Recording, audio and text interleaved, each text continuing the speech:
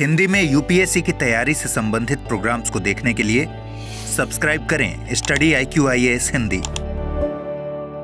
भारत सरकार 2030 में Commonwealth games के भारत में आयोजन के लिए बहुत तेजी से तैयारियों में जुटी हुई है और वहीं एक दूसरी प्रक्रिया फिलहाल इस मामले में डॉक्यूमेंटेशन की भी चल रही है। तो आइए आगे बढ़ के जानते समझते हैं कि भारत में 2030 के कॉमनवेल्थ गेम्स किस मामले में खास होने वाले हैं। और फिलहाल हमारे टाइटल का कहना है Ahmedabad to host 2030 Commonwealth Games, what this means for 2036 Olympic bid. तो बहुत सारी खास चीज़ें हैं, जहां एक तरफ 2030 के कॉमनवेल्थ गेम्स के लिए भारत ने दावेदारी रखी है, वहीं 2036 के ओलंपिक्स के लिए भी भारत एक मजबूत दावेदारी पेश कर रहा है। और अभी इस पूरे काम के लिए भारत ने अपनी एक राष्ट्रीय खेल नीति भी जारी की है। बड़ा ही महत्वपूर्ण पल है, सभी बातों को जानते हैं। तो कॉमनवेल्थ स्पोर्ट्स के कार्यकारी बोर्ड ने अहमदाबाद को वर्ष 2030 राष्ट्रमंडल खेलों के संभावित मेजबान के रूप में अनुशंसित कर दिया है। यानी कि अभी फिलहाल यहाँ पर एक संभावित स्थिति अप्रूव हो चुकी है अहमदाबाद की कि 2030 के कॉमनवेल्थ गेम अहमदाबाद में ही होने वाले।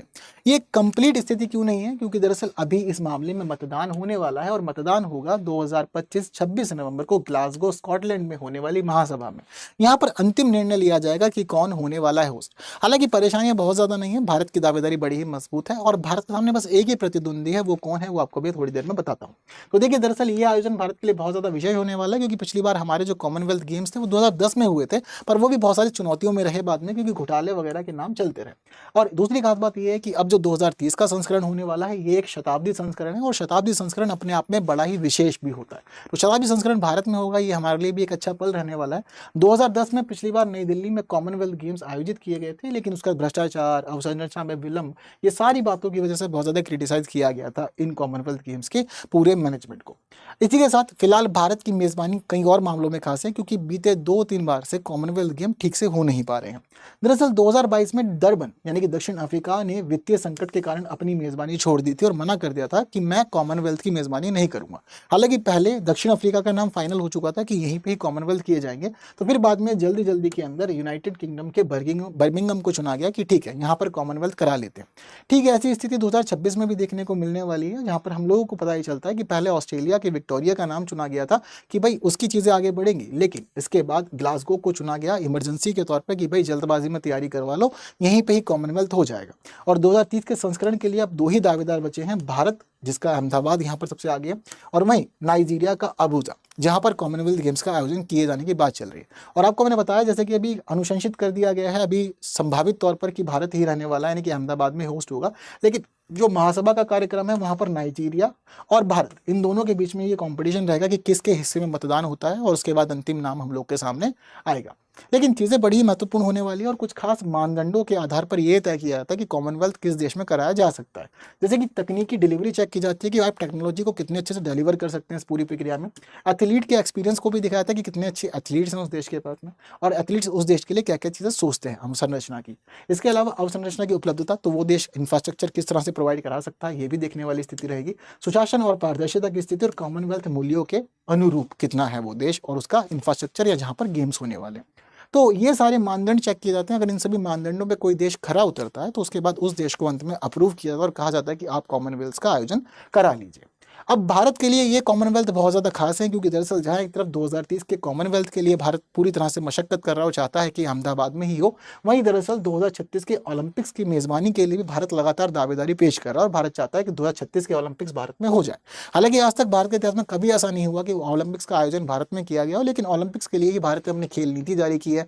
भारत सभी क्षेत्रों पर लगातार कार्य कर रहा है और हमारे जहाँ पे अलग अलग प्रकार से इंफ्रास्ट्रक्चर भी डेवलप किया जा रहा है, ताकि खेलों के मामले में कोई परेशानी ना हो। और भारतीय ओलंपिक संघ की जो अध्यक्ष है PT उषा, उन्होंने भी बात कही है कि 2030 का जो आयोजन है ये हम लोगों को बड़ा मदद करेगा और 2030-2036 दोनों ही आयोजन हम लोगों के विकसित भारत 2047 की यात्रा के मामले में मील के पत्थर रहेंगे और युवाओं को ये प्रेरित करने का कार्य भी करेंगे। तो अभी जो कुछ खास बातें हैं वो ये हैं कि भाई भारत के लिए दावेदारी चल रही है, लेकिन कॉम्पिटिशन बच रहा है, मतदान होगा। तो एक तरफ हमारे गुजरात का अहमदाबाद और वहीं नाइजीरिया का अबूजा इस पूरे कॉम्पिटिशन में बड़ा हुआ है। ये सारा का सारा काम संभाला जा रहा है इसकी संस्था कॉमनवेल्थ स्पोर्ट्स एग्जीक्यूटिव बोर्ड के द्वारा। 26 नवंबर 2025 को अंतिम निर्णय ग्लासगो में हो जाएगा, उसका पता चल जाएगा कि कौन रहने वाला है, यानी कि हम उस समय भी इसको डिस्कस जरूर करेंगे। पिछला भारतीय आयोजन 2010 में हुआ था। अब इस बार का जो आयोजन होने वाला है उसके लिए हम लोगों ने क्या क्या तैयारी की है, तो देखिए नारायणपुरा स्पोर्ट्स कॉम्प्लेक्स तैयार किया गया है, जो सरदार वल्लभ पटेल एनक्लेव नरेंद्र मोदी स्टेडियम के अंदर है, यानी कि पूरा का पूरा कॉमनवेल्थ गेम यहीं तैयार किया जाएगा। ये जो कॉम्प्लेक्स है इसको तैयार किया गया 825 करोड़ रुपए की लागत से, और ये आधुनिक बहुउद्देशीय खेल परिसर है। कॉमनवेल्थ वेट लिफ्टिंग और एशियाई स्विमिंग चैंपियनशिप पहले ही यहाँ पर आयोजित हो चुकी है, तो माना जा रहा है कि ये एक अच्छा कॉम्प्लेक्स रहने वाला है इस आयोजन के लिए। और 2030 के खेलों का मुख्य स्थान यानी कि मेन वेन्यू यही कॉम्प्लेक्स रहेगा, बाकी और प्रतियोगिताएं इसी आसपास होती रहेंगी। और जो हमारे यहाँ पर नरेंद्र मोदी स्टेडियम है, वो स्टेडियम भी भाई दुनिया का सबसे बड़ा स्टेडियम है, तो दुनिया का सबसे बड़ा स्टेडियम भी हमारे पास में और एक कॉम्प्लेक्स, ये सब कुछ मिल करके इस पूरी की पूरी प्रतियोगिता का आयोजन करेंगे। तो सारी चीज़ें बहुत खास रहेंगी।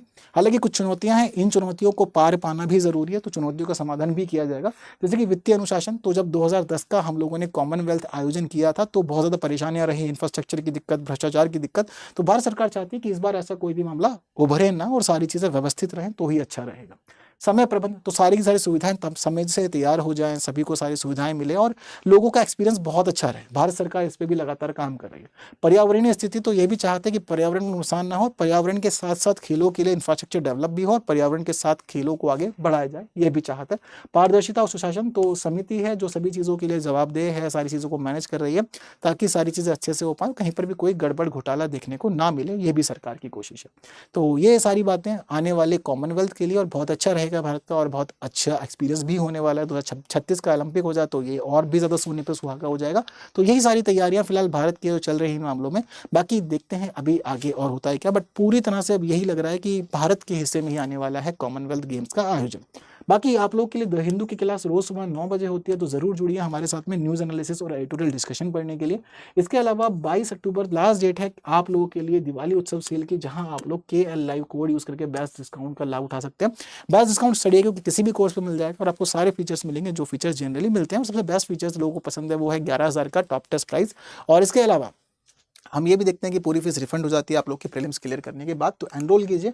और इसके अलावा जुड़ सकते हैं मेरे साथ टेलीग्राम, इंस्टाग्राम, फेसबुक और एक्स, और साथ ही QR कोड स्कैन करके पहुंच सकते हैं टेलीग्राम चैनल पे, जहां आप लोग के लिए PDFs अवेलेबल रहते हैं और डिस्कशन भी हमारा यहीं पे ही होता है। तो बस बाकी की बातें करेंगे आने वाली क्लासेस में कुछ नए विषयों के साथ। तब तक के लिए दीजिए मुझे विदा। Thank you so much. जय हिंद। हिंदी में UPSC की तैयारी से संबंधित प्रोग्राम्स को देखने के लिए सब्सक्राइब करें स्टडी IQ IAS हिंदी।